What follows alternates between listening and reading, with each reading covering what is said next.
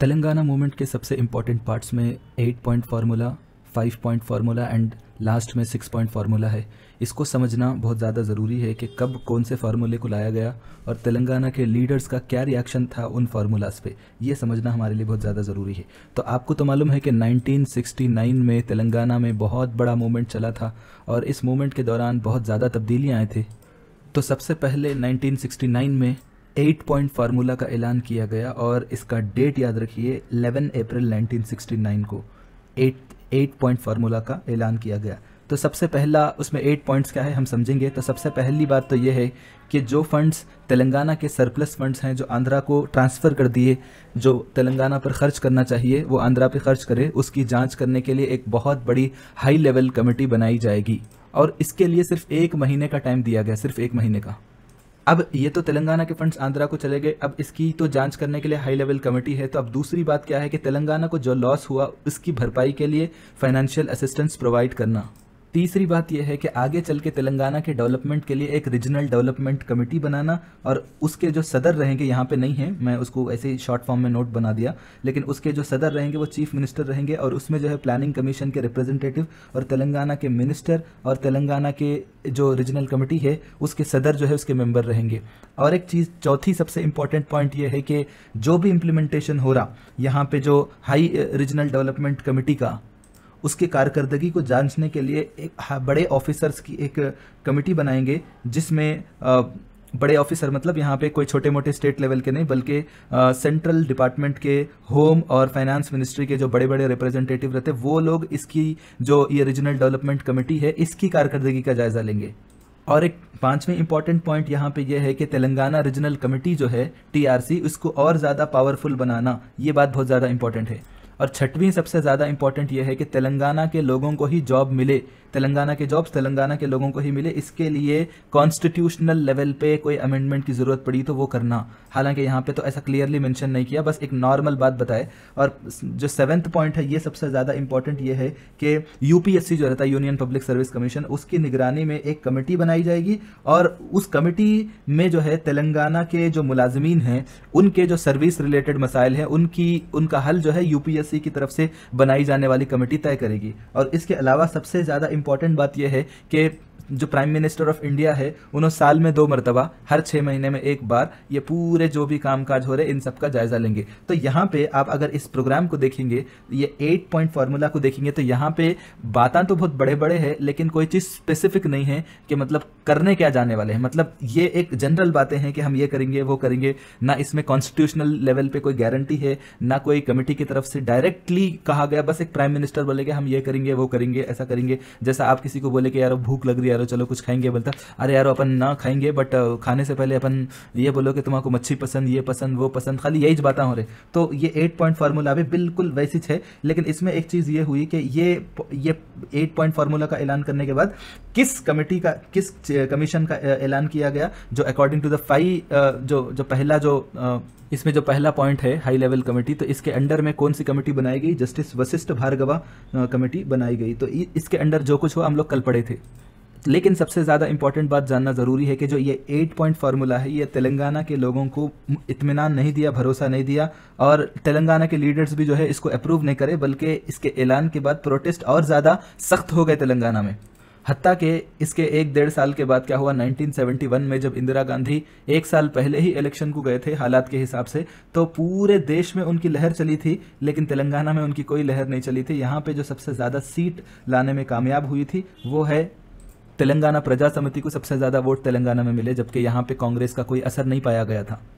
अब ये 5 point formula को हम पढ़ेंगे, लेकिन किसी भी फार्मूला को समझने के लिए उसका बैकग्राउंड इन्फॉर्मेशन समझना ज़रूरी है। तो ये जो 27 नवंबर 1972 को 5 पॉइंट फार्मूला का ऐलान किया गया, लेकिन इससे ठीक 1 महीना पहले, 1.5 महीना पहले 3 अक्टूबर 1972 यानी कि उससे 1 महीना पहले, एक मतलब अक्टूबर के 3 तारीख को सुप्रीम कोर्ट की तरफ से एक लैंडमार्क जजमेंट तेलंगाना के फेवर में ये आया कि जो मुल्की रूल्स हैं वो कोई अनकॉन्स्टिट्यूशनल नहीं है, बल्कि उसकी अपनी वैल्यू है और मुल्की रूल्स को बरकरार रखा जा सकता है। तो जैसे ही सुप्रीम कोर्ट का फैसला तेलंगाना के फेवर में आया, मुल्की रूल्स के वैलिडेशन पे आया, तो आंध्रा में जय आंध्रा उद्यमम शुरू हुआ। जय आंध्रा उद्यमम का मतलब ये है कि आंध्रा वाले ये बोलने लगे कि नहीं भाई, हम क्या तेलंगाना के लोगों के खैरात पे जिएंगे? क्या हमारी कोई हैसियत नहीं है, हमारी कोई वैल्यू नहीं है? हम क्यों किसी के खैरात पे चाहेंगे, हमको हमारे अपने बॉर्डर्स के साथ हमारे को जो है ना हैदराबाद की कोई ज़रूरत नहीं है, हमको हमारे डिस्ट्रिक्ट के साथ एक अलग स्टेट बनाओ और हम खुद अपने कैपिटल की तामीर करेंगे, हमको किसी के खैरात पे जीने की कोई ज़रूरत नहीं है। तो अब जो है उसके बाद क्या होता कि आंध्र प्रदेश में हालात खराब हो जाते, तो उसके बाद उन्होंने क्या करते 5 पॉइंट फार्मूला का ऐलान करती। तो वही ये 5 पॉइंट फार्मूला, क्योंकि कोई भी प्रोटेस्ट जो है जोर पकड़ने के लिए 1.5 महीना 2 महीने तो लगेंगे, तो उस हिसाब से 27 नवंबर याद रखिए।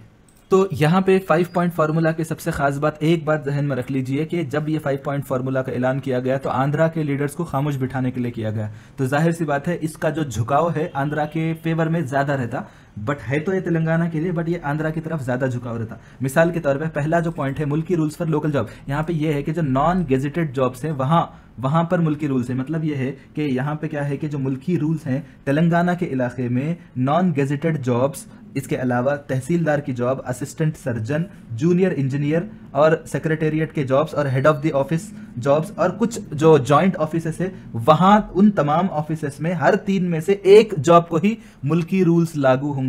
हर 3 जॉब्स में सिर्फ एक जॉब को ही मुल्की रूल लागू होगा, यानी बाकी के 2 जॉब्स जो रहेंगे जो कि तेलंगाना में रहेंगे, हैदराबाद में रहेंगे, लेकिन इन तमाम डिपार्टमेंट्स में नॉन गेजेटेड जॉब्स और ये तमाम डिपार्टमेंट्स के जॉब में से सिर्फ 3 जॉब में से एक जॉब ही मुल्की रूल्स के अंडर आएंगे, बाकी के 2 जॉब्स उससे बाहर रहेंगे। तो आप समझ सकते।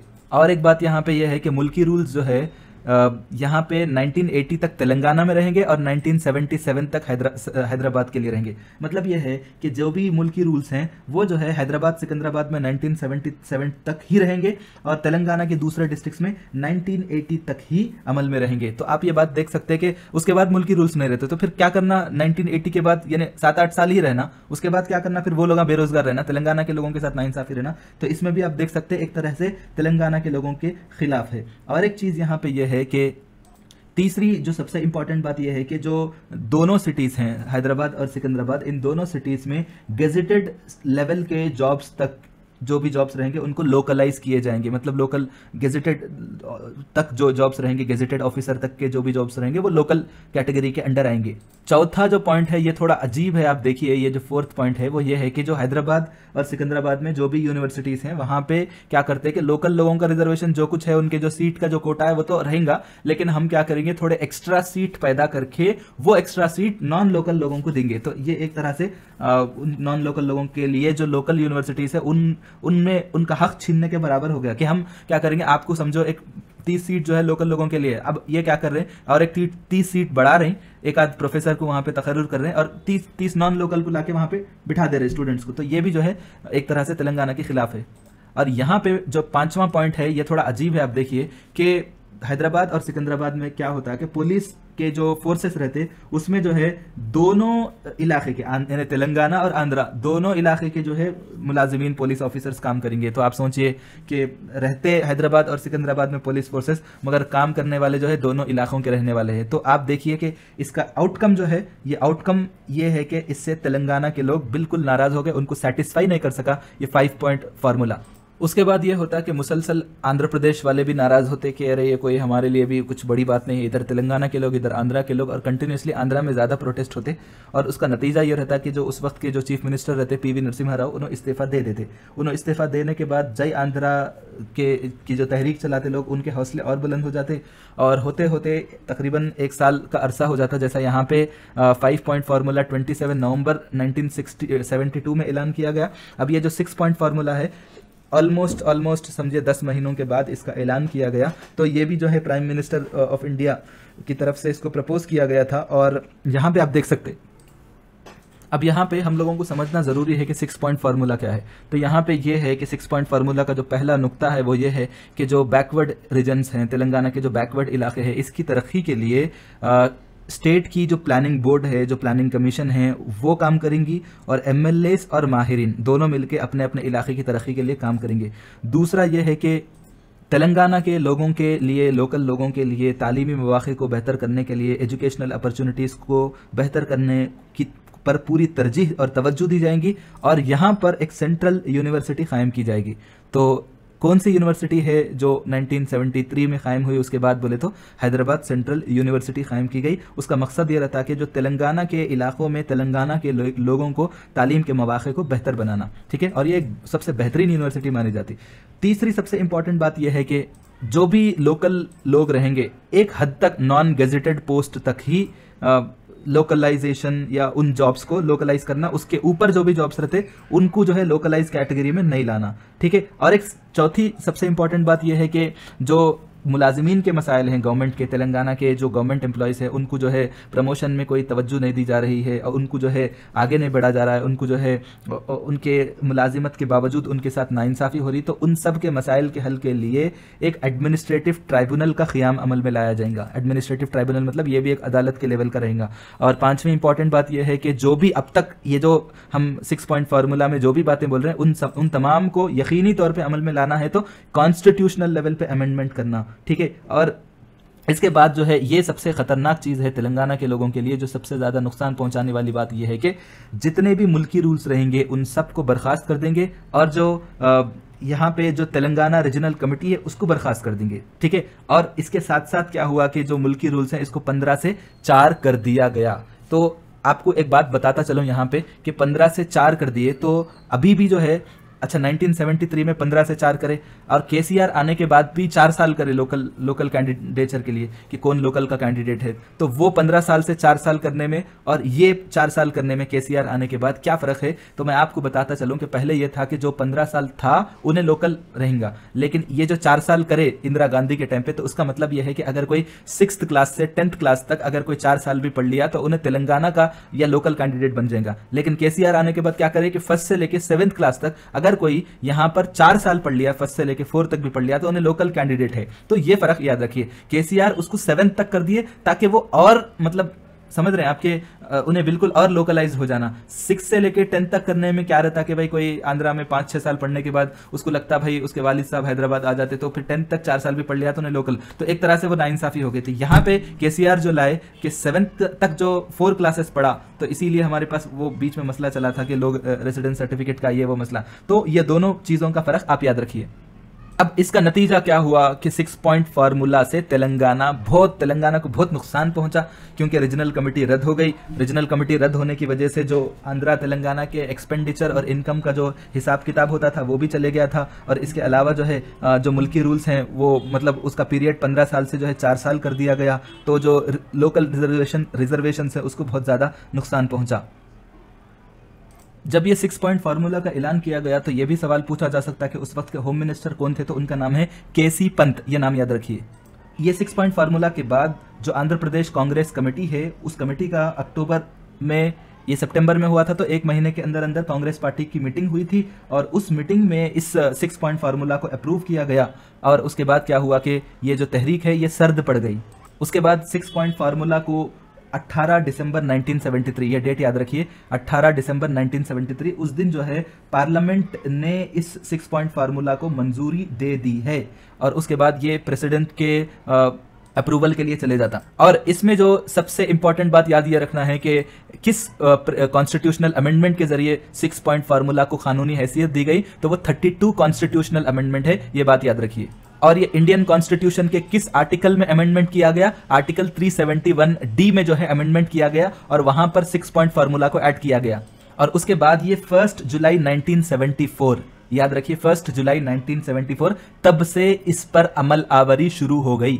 और इसके साथ ही तेलंगाना रीजनल कमेटी जो कि 1958 में कायम हुई थी, इसको 1974 के जनवरी के 1 तारीख से प्रेसिडेंट ऑफ इंडिया के नोटिफिकेशन के जरिए रद्द कर दिया गया, क्योंकि इस दौरान आंध्र प्रदेश में वहाँ पे जो प्रेसिडेंट की रूल नाफिज थी, सदर राज का निफाज अमल में था। उसके बाद सदर राज को ख़त्म कर दिया गया। फिर उसके बाद जो है यहाँ पे एक नए चीफ मिनिस्टर जलगम वेंगल राव उन्हें चीफ मिनिस्टर बन गए थे, क्योंकि अब सब हालात सही हो गए थे। और ये जो कॉन्स्टिट्यूशनल अमेंडमेंट कर रहे थे तो उसके लिए जैसा मैं भी बताया 32nd कॉन्स्टिट्यूशनल अमेंडमेंट है। तो जब पार्लियामेंट में इस पर वोटिंग हुई थी तो 311 लोग जो है इसके फेवर में वोट दिए थे और 8 लोग इसके खिलाफ वोट दिए थे। और प्रेसिडेंशियल ऑर्डर की एक सबसे बड़ी खामी यह भी मानी जाती है कि हैदराबाद को फ्री जोन करार दिया गया पुलिस रिक्रूटमेंट के लिए। तो पुलिस के जॉब्स के लिए जो है यहाँ पे फ्री जोन है, मतलब कोई भी आके जो है अप्लाई कर सकता और पुलिस का ऑफिसर बन सकता। और इसमें भी जो है मुल्की रूल्स जो हैं वो 15 साल से 4 साल कर दिए, तो ये भी जो है तेलंगाना के लिए बहुत ज़्यादा नुकसान है। और इसमें जो सेकंड पॉइंट है उसमें यह है कि जो स्टेट की सेक्रेटेरिएट है और हेड ऑफ द डिपार्टमेंट्स हैं और स्टेट लेवल के जो ऑफिसर्स हैं और जो मेजर डेवलपमेंट वर्क के जो भी प्रोजेक्ट्स में जो एम्प्लॉयज़ काम करते हैं, उन तमाम जॉब्स में ये बताया गया कि वहाँ पे मुल्की रूल्स लागू नहीं होंगे। उसके बाद क्या होता कि 6 पॉइंट फार्मूला के बाद ये सब 1973-74 में हो जाता, और उसके बाद ये होता कि नेशनल लेवल पे भी कांग्रेस पार्टी हार जाती। तो आप समझ सकते हैं उसके बाद बहुत कुछ तब्दीलियाँ आती।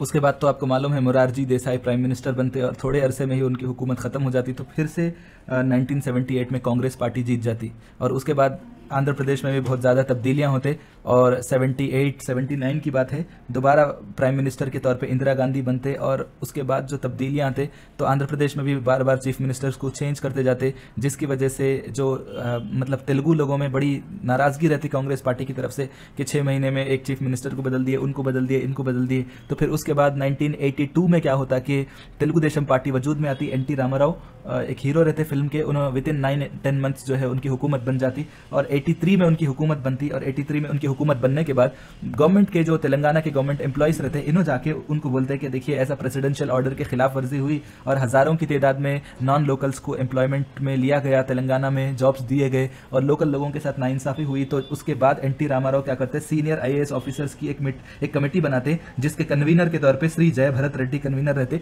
वही कमेटी है जिसके बारे में हम लोग कल के वीडियो में पढ़े, जय भरत रेड्डी कमेटी। तो जय भरत रेड्डी कमेटी जो है ये 1975 से लेके 84 के दौरान जो भी जो रिक्रूटमेंट प्रोसेस हुआ उस पर जायजा लिया गया, और ये बताया गया कि तेलंगाना में पूरे तेलंगाना के जोन्स में तकरीबन नॉन लोकल्स 59,000 हैं, यानी तकरीबन 60,000 59,000 नॉन लोकल्स हैं। तो ये अपने आप में बहुत बड़ी बात है। तो इसका रिपोर्ट का खुलासा ये है। खैर, मैं जो बोलना था, हम लोग 1983-85 तक आ गए। अब इसके बाद जो कुछ होता कोई ज़्यादा खास इवेंट्स नहीं होते, लेकिन 1997 के बाद से जो है तेलंगाना में कल्चरल रिवाइवल पैदा होता। नेक्स्ट वीडियोस में हम उसको डिस्कस करेंगे, कोशिश करेंगे जल्द से जल्द ख़त्म करने की। Thank you so much.